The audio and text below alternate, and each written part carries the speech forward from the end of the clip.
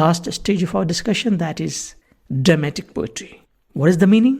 This phrase is divided into two parts, two segments. The first one is dramatic, which is adjective. It comes out of the word noun drama, and this noun is derived from the Greek verb dran, which means to do, to act, to perform. And then we know poetry.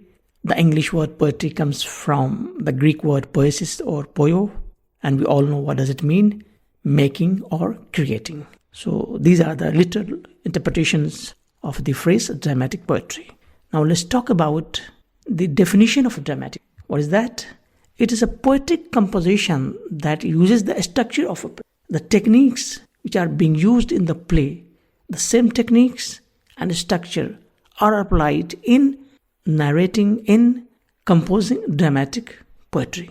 The next point is it makes all use of dramatic techniques, applying dialogue, which is essential component of drama, monologues, and soliloquies. And why do we apply these techniques?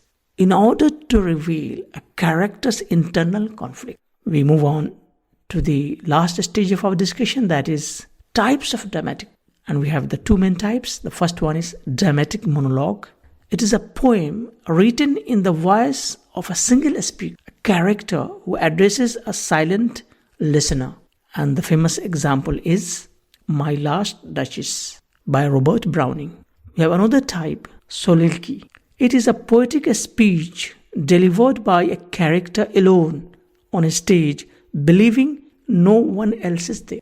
And the most famous example is To Be or Not to Be, written by William Shakespeare. So these are the main categories of poetry. The first one is lyric poetry, second one is narrative poetry, third one is dramatic poetry. So we talked about meaning, definition and types of each one of them. Hope you understand the concept. Thank you and goodbye.